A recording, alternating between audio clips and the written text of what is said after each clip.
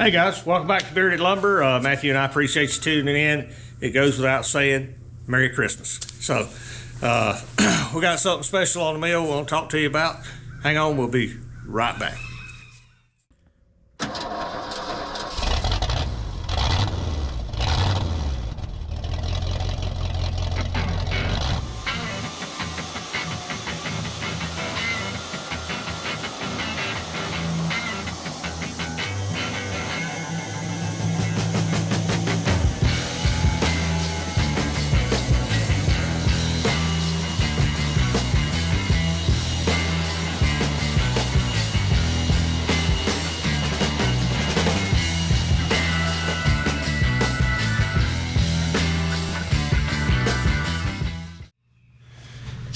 Okay guys, thanks for watching.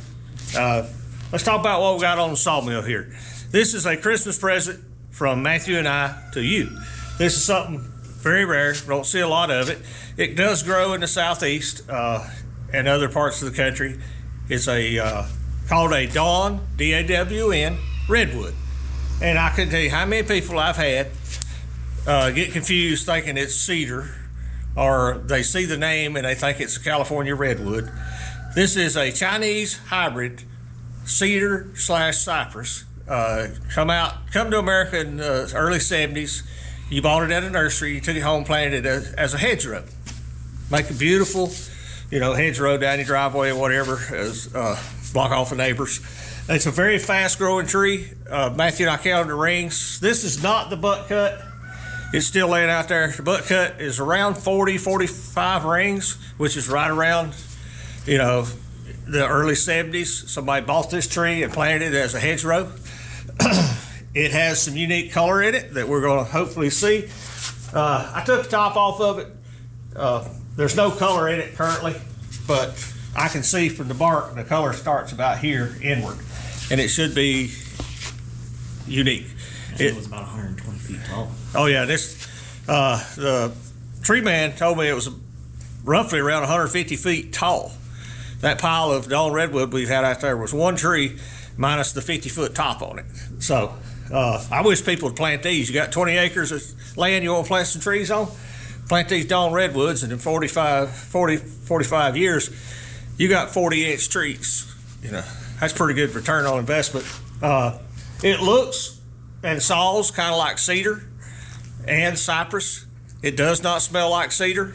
The bark looks like cedar, but if it smells like anything, maybe a cypress. It has no aromatic smell like a red cedar or a juniper. So anyway, we're cutting this on Christmas because to us it's like a Christmas present. We're opening something we haven't seen, and I hope it's the same for you. This video is going to come out Christmas Eve, so I hope you've had the opportunity to take time to spend with your family, or you're going to. If you can't, please get in touch with them. In today's society, you don't have to do the snail mail. You don't have to send a telegram. Every one of us got cell phones. You can do FaceTime, Zoom, whatever. So that's going to do it. If you're watching this on Christmas Eve, guys, we greatly appreciate you watching it with us, and from Matthew and I, we both wish you a Merry Christmas. So let's open this up and find some color. We'll even wet it down, hopefully, so the camera will pick up the color better. It is so overcast this morning, I don't know if you can tell, but it's almost white. Normally we have difficulty filming here because of the morning sunshine. I can't even see the highway, so let's get everything fired up and knock it down. The goal for this, the customer wanted 2-inch slabs. He's making a present out of this log. He's going to build a table. He needed a couple 2-inch slabs with live edge to be the outer edge of the table, and then he's going to infill the rest of it with the boards that we make, which will be 4.5, 6.5, or 8.5. We're going to kiln dry them and molder plane them, and then he's going to build a beautiful table out of it. Now the live edge pieces we won't be able to run through the molder, but we can run them through the grizzly and get them down to the same size as what's coming out of the molder planer. So that's the goal from start to finish. We're going to saw it, sticker it, band it, dry it, molder planer it, and then he's going to make a, what do you say, daughter? Friend? I forget, somebody he's building a dining room table for. His family. So that's it. Let's get to it, guys.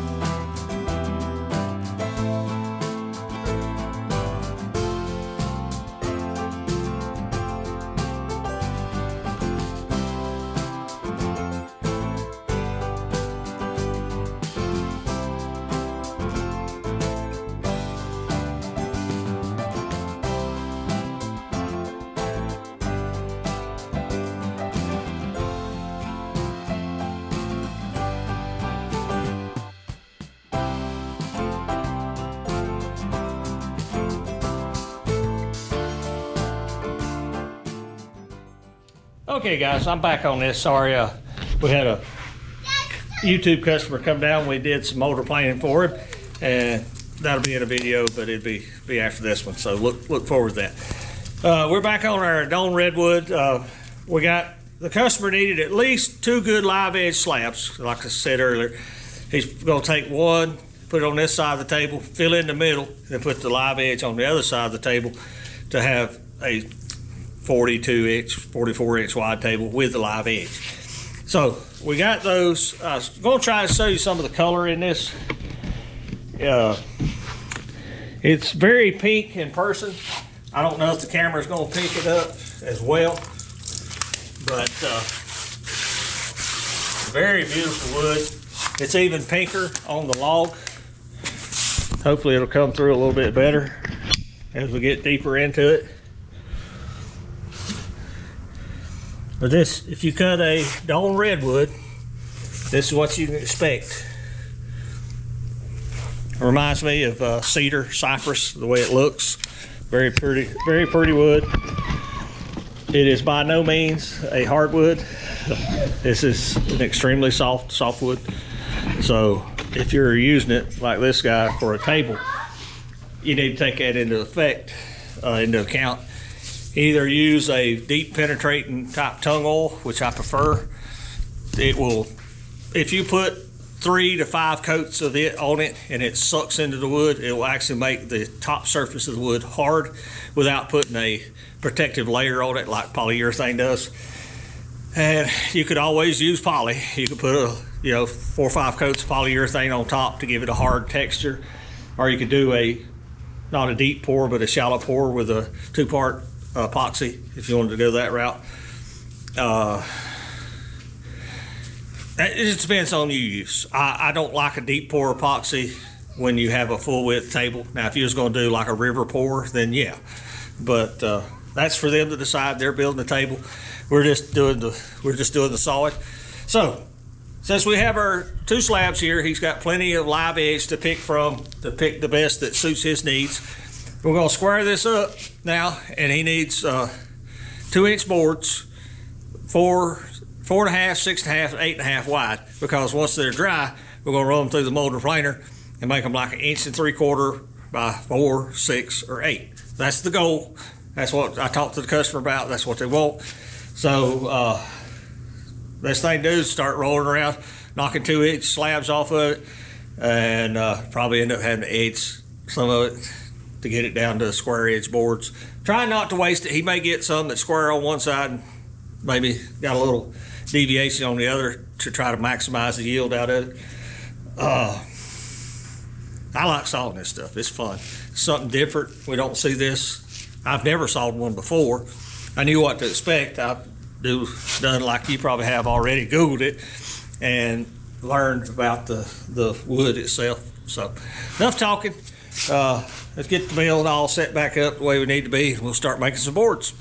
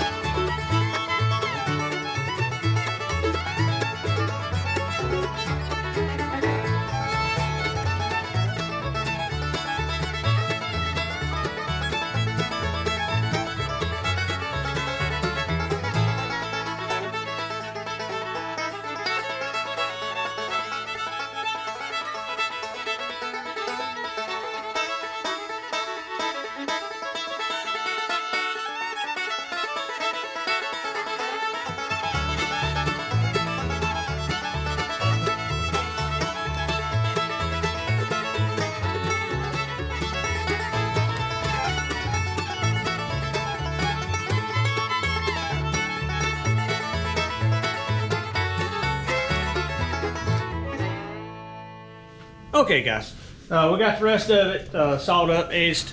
I just went ahead and I cut it down to like a 16.5 square cant, and just went ahead and whacked it all in 2-inch pieces. Then we come back and got, well, actually I squared it down till I got to an 8.5 wide, stood it up, made all 8.5s out of that. And then the rest of it, you see Matthew and I, with Haley's help, went through and edged it in either 4.5 or 6.5. That's what the customer wanted. Kind of a random mix to to build their table out of. Square footage wise, that 8-foot log made 276 square feet, or board feet. That's pretty good. No complaints there. The wood's beautiful. There's a couple pieces here on top that's not perfect, but we did that to try to maximize the yield out of it. He's still got 5, 6, 7 feet of the wood that's usable. But now we're gonna strap it down and set it to the side. Next year when we got time, we'll stick it in the kiln for him. We'll try to do a video on it when it comes out, because we're gonna run all the 4, 6, and 8s through the molded planer. The wide slabs we'll run through the grizzly planer, get them all down the same dimensions. He'll be ready to build the table. I hope you enjoyed that. It's a new species for us. I would love to have it on a regular basis. I think it's gorgeous. Once dried and a clear finish put on it, that pink rose color will really pop in it.